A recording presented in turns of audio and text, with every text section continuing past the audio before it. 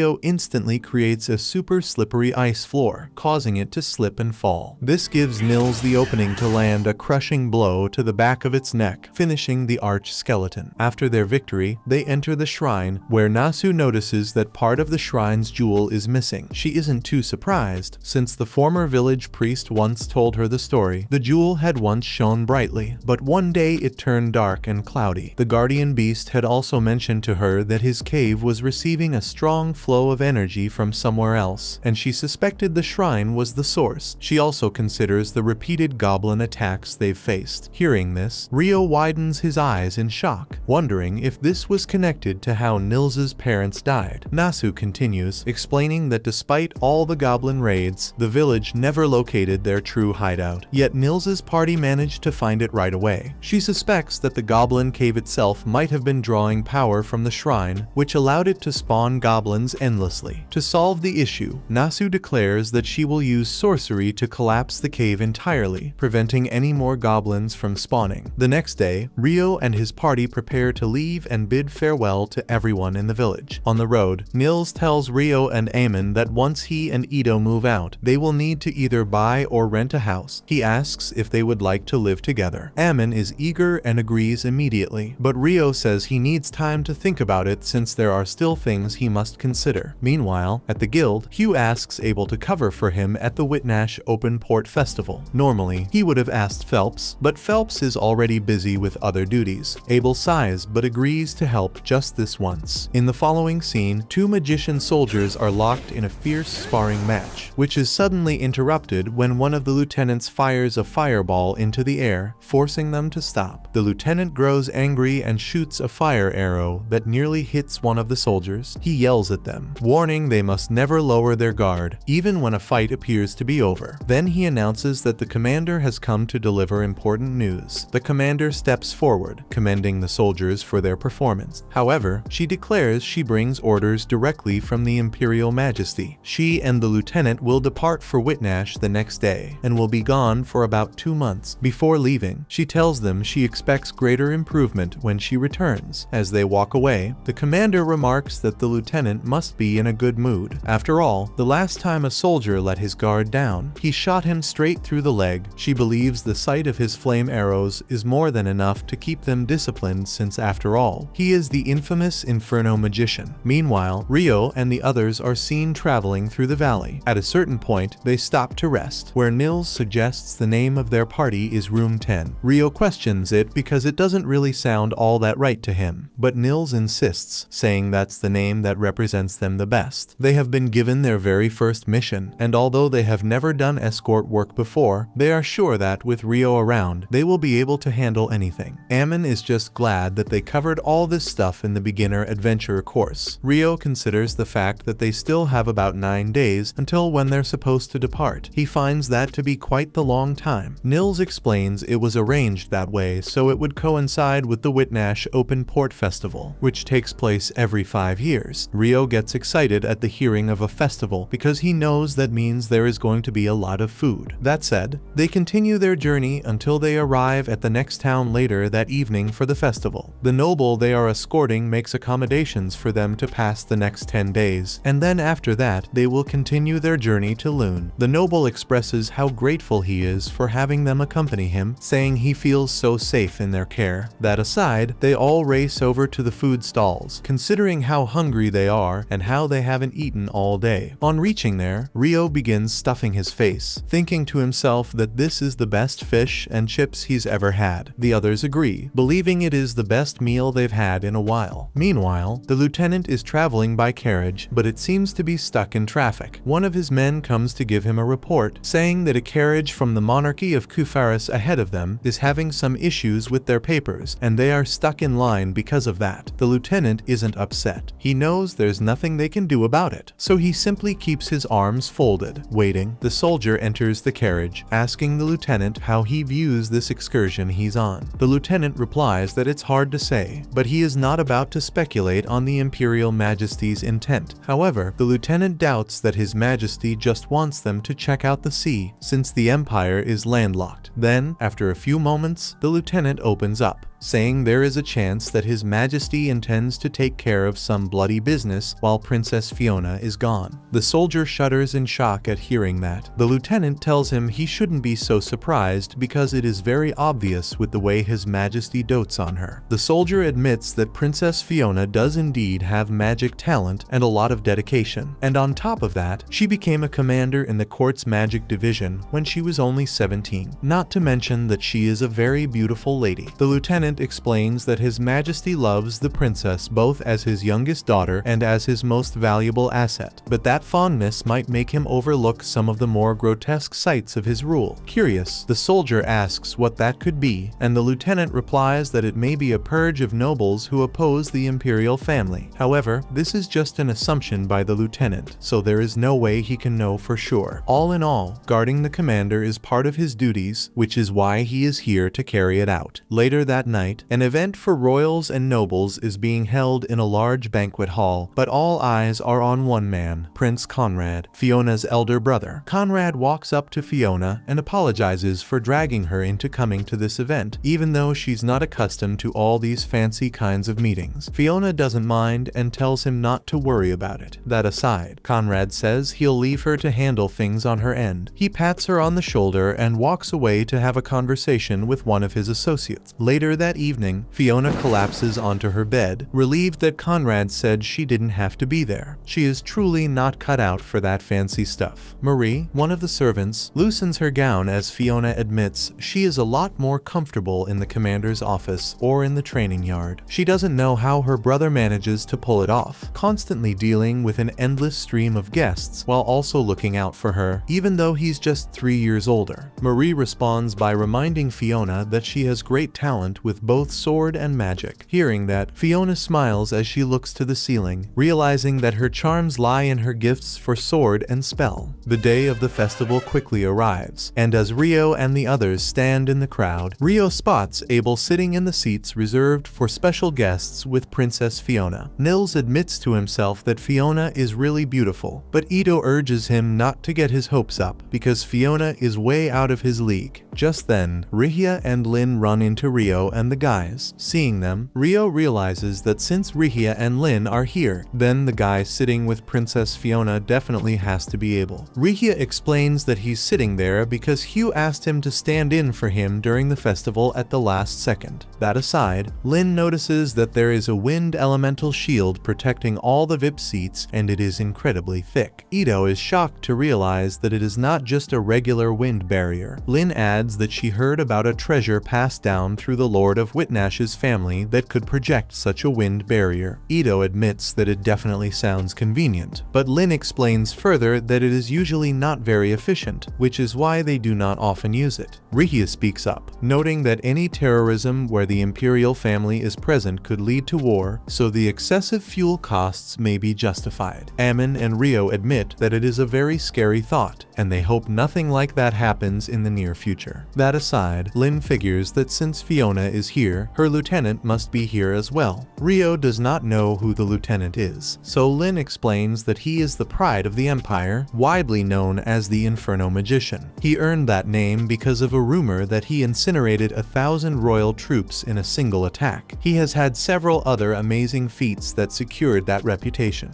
Rihia advises the group not to have any dealings with him because it could be very dangerous, and Rio quickly agrees. With that, they all decide to continue on and enjoy the rest of the festival. However, as Rio walks away, he accidentally bumps into the lieutenant. They both apologize to each other, and Rio leaves without realizing who he just encountered. After that, the lieutenant strolls through the festival with one of his soldiers. The soldier reminds him that he was the one who suggested they split up to look for some good food at the stalls, yet he did not end up buying a single thing. The lieutenant replies simply that he does not like crowds. The soldier tells him that is not a good excuse, because if he shows up empty-handed, Fiona is going to get upset and keep whining about it. The soldier notes that they already managed to get some items, so he suggests splitting up again to gather the rest of the food Fiona wanted. The lieutenant sighs in defeat. He really hates this part of his job, but there is nothing he can do about it. Later, Abel meets up with Prince Conrad and speaks about Princess Fiona, whom he saw sitting in the guest seats during the festival.